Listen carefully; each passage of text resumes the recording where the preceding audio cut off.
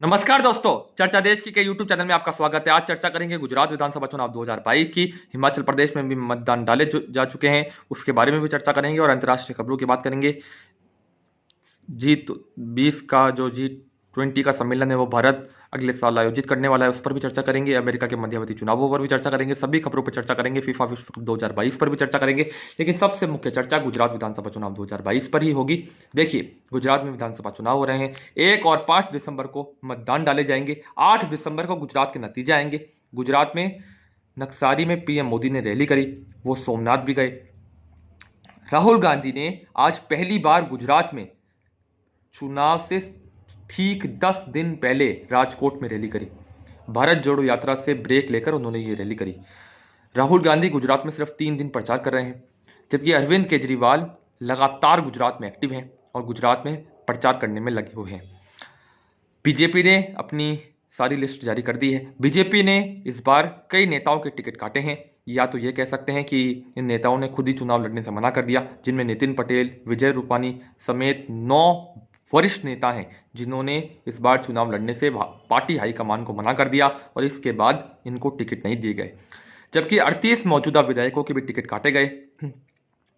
BJP की ओर से अच्छी संख्या में सामान्य वर्गों को और ओबीसी वर्गों को भी टिकट दिया गया है।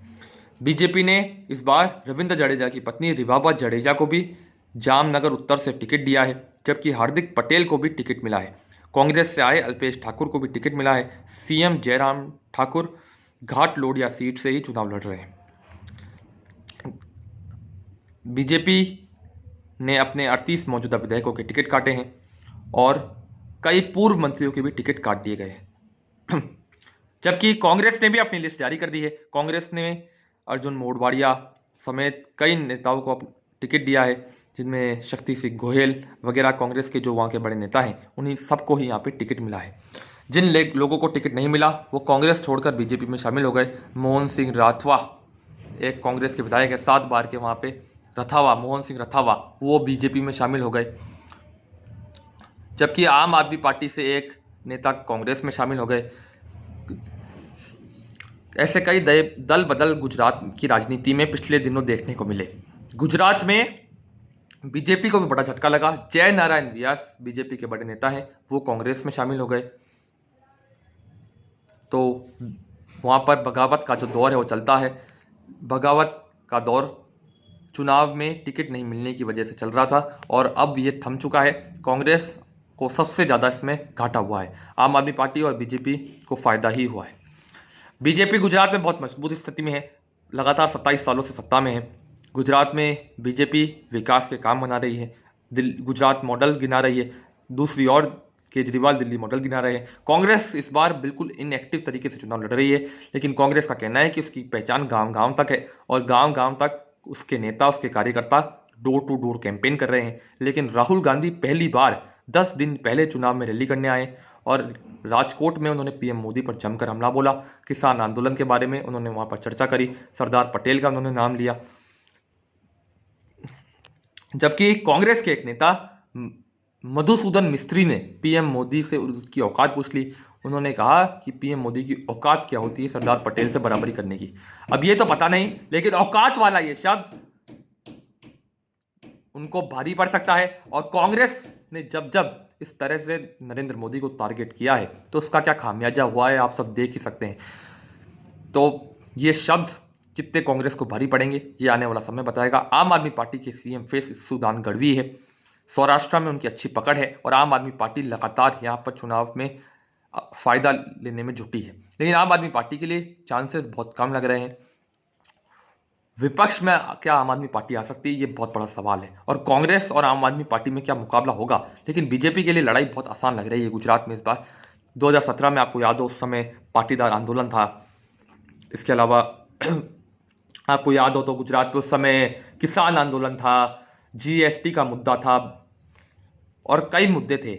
हार्दिक पटेल, अल्पेश ठाकुर और जिग्नेश मेवानी जैसे युवा नेता थे कांग्रेस के पास, तो कांग्रेस को कई उस समय एज थे और कांग्रेस ने बेहतरीन प्रदर्शन किया था 1995 के बाद। गुजरात में 1995 के बाद लगातार 27 सालों से यहाँ बीजेपी की सरकार है। पहले केशुभाई पटेल, सुरेश मेहता और उसके बाद नरेंद्र मोदी।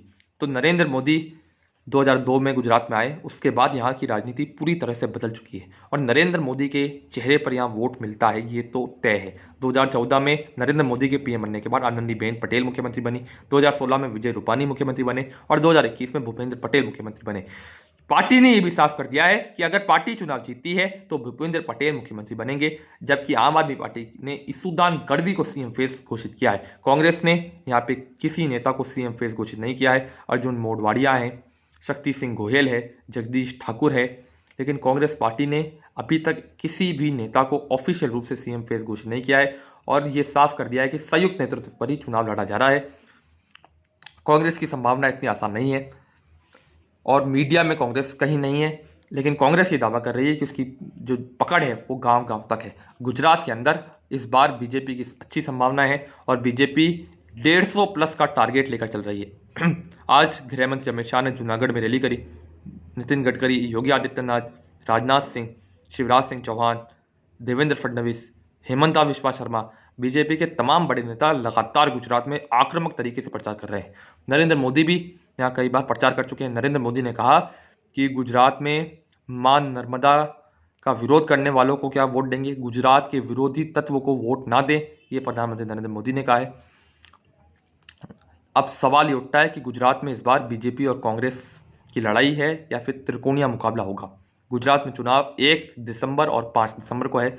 गुजरात का ये चुनाव बीजेपी के लिए साख बचाने की चुनौती है। केंद्र की सत्ता में काबिज बीजेपी के शीर्ष 2 नेता गृह मंत्री अमित शाह और पीएम मोदी गुजरात से ही आते हैं। देखने वाली बात होगी कि गुजरात में इस बार क्या नतीजे रहेंगे। आगे चलते हैं, दूसरी खबर की बात करते हैं। दूसरी खबर आई है इस बार हिमाचल प्रदेश से। हिमाचल प्रदेश में मतदान हो गया है, 70% लगभग मतदान हुआ है। पार्टियां बगावत से परेशान हैं। बीजेपी और कांग्रेस दोनों के बागी उम्मीदवार चुनाव लड़ रहे थे।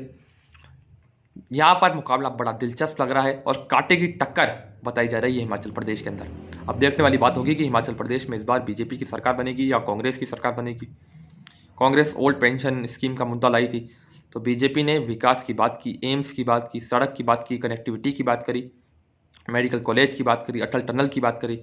कांग्रेस ने यहाँ पे बेरोजगारी, महंगाई, ओल्ड पेंशन योजना के नाम पर चुनाव लड़ा। सर्वेस जो है वो बता रहे हैं कि हिमाचल प्रदेश में बहुत ही कड़ा मुकाबला होगा, लेकिन बीजेपी को फिर भी एज है क्योंकि कांग्रेस के पास नेतृत्व नहीं है। मुकेश अग्निहोत्री, वीरभद्र सिंह के पुत्र विक्रमादित्य सिंह, उनकी पत्नी प्रतिभा सिंह, सुखबिंदर सिंह सुक्खू, ये यहाँ के सीएम फेस हो सकते हैं कांग्रेस की ओर से, लेकिन संयुक्त नेतृत्व पर ही अभी चुनाव लड़ा जा रहा है कांग्रेस की ओर से। दूसरी ओर चर्चा करते हैं दिल्ली एमसीडी चुनाव को लेकर। दिल्ली एमसीडी में भी चुनाव में जबरदस्त प्रचार हो रहा है। आज पुष्कर सिंह धामी ने यहाँ पर रोड शो किया। दिल्ली एमसीडी में 250 वोटों के लिए चुनाव हो रहा है और आम आदमी पार्टी और बीजेपी में सीधा मुकाबला है। कांग्रेस यहाँ से भी पूरी तरह साफ है। ये चुनाव दिल्ली की राजनीति की, आने वाली राजनीति की, भावी राजनीति की दिशा तय करेंगे। बीजेपी ने प्रदूषण, भ्रष्टाचार और खराब व्यवस्था का जायजा किया है और इस पर आक्रमण किया है अरविंद केजरीवाल पर, जबकि अरविंद केजरीवाल की ओर से कूड़े का मुद्दा लगातार उठाया जा रहा है। प्रदूषण बनाम कूड़ा ये चुनाव हो चुका है। ये चुनाव बड़ा दिलचस्प है और अरविंद केजरीवाल ने साफ कर दिया है कि यहाँ पर हम पूरा जोर लगाएंगे। एमसीडी में क्या 15 साल से काबिज बीजेपी को आम आदमी पार्टी रोकने में सफल होगी, ये तो समय बताएगा। आगे चलते हैं अंतर्राष्ट्रीय खबरों की ओर। अंतर्राष्ट्रीय खबरों में सबसे बड़ी खबर है G20 सम्मेलन को लेकर। इस बार G20 सम्मेलन 12 के इंडोनेशिया में हुआ, इंडोनेशिया के 12 में, और अगली बार ये जो सम्मेलन है ये हिंदुस्तान में होगा। G20 का सम्मेलन, जहाँ पर शी जिनपिंग, बाइडन और पुतिन जैसे नेता हिंदुस्तान आने वाले हैं। तो उसकी जो मेजबानी है G20 सम्मेलन की, वो इंडोनेशिया ने सौंप दी है भारत को। अमेरिका में मध्यवर्ती चुनाव के नतीजे आ चुके हैं। राष्ट्रपति बाइडन के लिए राहत की सांस है। राष्ट्रपति बाइडन की पार्टी को सीनेट में बढ़त मिली है और दोनों ही हाउसेज में उनको बढ़त मिली है। ये जो आकांक्षा लगाई जा रही थी कि ट्रंप वापसी करेंगे, ऐसा कुछ हुआ नहीं। ट्रंप ने वैसे कह दिया था कि वो वापसी करने वाले हैं और 2024 में वो राष्ट्रपति का चुनाव लड़ेंगे। अब देखने वाली बात होगी कि ट्रंप की पार्टी में क्या अंदरूनी तरह से बहुत हड़कंप मचेगा या नहीं, ट्रंप के खिलाफ माहौल बनेगा या नहीं, ये भी एक बहुत बड़ा सवाल है। बाइडन के लिए वैसे राहत की सांस है, लेकिन इतनी भी राहत की सांस नहीं है। राष्ट्रपति जो बाइडन एक कमज़ोर राष्ट्रपति साबित हुए हैं अमेरिका के अंदर, ये तो कहने वाली बात होगी। और डोनाल्ड ट्रंप की आक्रामक नीति, जिसने अमेरिका के संसद पर, आपको याद हो तो, एक बार अटैक करा दिया था। इसके बाद कई उनके कार्य में विभाजन, बहुत सारे विरोध हुए, लेकिन जो डोनाल्ड ट्रंप है उन्होंने आक्रामक तरीके से अमेरिका की छवि मजबूत तो की है। खुले तौर पे रशिया को चुनौती देते थे, चीन को चुनौती देते थे, तो एक प्रभाव तो डोनाल्ड ट्रंप का था ही, एक लीडरशिप तो उनकी थी ही। अब अमेरिका में जो बाइडेन की पार्टी, डेमोक्रेट्स को बढ़त मिली है, रिपब्लिक्स थोड़ा पीछे रह गई है, लेकिन 2024 में क्या होगा ये देखने वाली बात होगी। अगली खबर नेपाल से है। नेपाल में भी चुनाव हो रहे हैं। नेपाल कांग्रेस पार्टी और नेपाली कम्युनिस्ट पार्टी में सीधे सीधे मुकाबला है। कम्युनिस्ट पार्टी की ओर से केपी शर्मा ओली यहाँ के पीएम फेस हैं। शेर बहादुर देउबा नेपाली कांग्रेस पार्टी की ओर से पीएम फेस के उम्मीदवार हैं। नेपाल में चुनाव बहुत दिलचस्प है। चीन के समर्थक माने जाते हैं केपी शर्मा ओली। उन्होंने एक बार कह दिया कि जो भारत के कब्जे में नेपाल के इलाके हैं उनको वापस लेके आएंगे। अब वो ऐसी ऐसी बातें करते रहते हैं। उन्होंने एक बार कह दिया था कि अयोध्या, असली अयोध्या तो यहाँ पर है, नेपाल में, हिंदुस्तान में तो है नहीं। तो वो चीन के साइड उनका जो रुख है वो ज़्यादा दिखता है। और कम्युनिस्ट पार्टी जो है वहाँ की, नेपाल की बाकी जो कम्युनिस्ट पार्टी है वो अलग अलग चुनाव लड़ रही है। इससे नेपाली कम्युनिस्ट पार्टी को भारी नुकसान होने की संभावना है और शेर बहादुर देउबा की जीतने की संभावना है, जो भारत समर्थन माने जाते हैं। इसके बाद खबर पाकिस्तान से है। पाकिस्तान में इमरान खान पर हमला हुआ था। वहाँ की सियासत थमने का नाम नहीं ले रही है। शहबाज शरीफ लगातार इमरान खान पर हमला कर रहे हैं कि वो नाटक कर रहे हैं। इमरान खान के पैर में गोली लग गई थी। इसके बाद उन्हें अस्पताल में भर्ती कराया गया, लेकिन इमरान खान ने साफ कह दिया है कि हमारा आज़ादी मार्च का ये जो आंदोलन है वो रुकने वाला नहीं है। पाकिस्तान के गुजरावाला में उन पर अटैक हुआ था। अब देखने वाली बात होगी कि गुजरात में क्या होता है। अमेरिका की सियासत के बारे में आपकी क्या राय है, आप अपनी राय कमेंट सेशन में दीजिए। आखिरी खबर की बात करें तो आखिरी खबर फीफा विश्व कप को लेकर आई है। फीफा विश्व कप का आगाज हो चुका है। मेजबान कतर ने यहाँ पे पहला मैच भी खेल लिया है। भारत की सेमीफाइनल में बुरी तरह से हार हुई है T20 विश्व कप 2022 में। फीफा विश्व कप शुरू हो चुका है। 32 टीमें यहाँ पार्टिसिपेट कर रही है फीफा विश्व कप 2022 में। इस बार इटली क्वालिफाई नहीं की है फीफा विश्व कप में। बहुत ही दिलचस्प ये एक खबर है। फ्रांस, ब्राज़ील, रोनाल्डो और मेसी का ये आखिरी विश्व कप होगा और दोनों की टीमें, अर्जेंटीना और पुर्तगाल, यहाँ पर विश्व कप जीतना चाहती है दोनों खिलाड़ियों के रहते हुए। ब्राज़ील की ओर से नेमार है। अब देखने वाली बात होगी फीफा विश्व कप कौन जीतेगा। गुजरात में आपके हिसाब से क्या होगा? क्या बीजेपी एक बार फिर अपनी सत्ता बचाने में सफल हो पाएगी और 27 साल का उसका शासन जारी रहेगा, या कांग्रेस कमाल करेगी, या आम आदमी पार्टी कुछ चमत्कार करेगी? हिमाचल प्रदेश की राजनीति में आपकी क्या राय है? आप अपनी राय कमेंट सेक्शन में दीजिए। एमसीडी चुनावों पर आपकी क्या राय है? 250 वार्डों में से आप कितनी सीटें दे रहे हैं अरविंद केजरीवाल की पार्टी को और बीजेपी को? अपनी राय कमेंट सेक्शन में दीजिए। जय हिंद, जय भारत।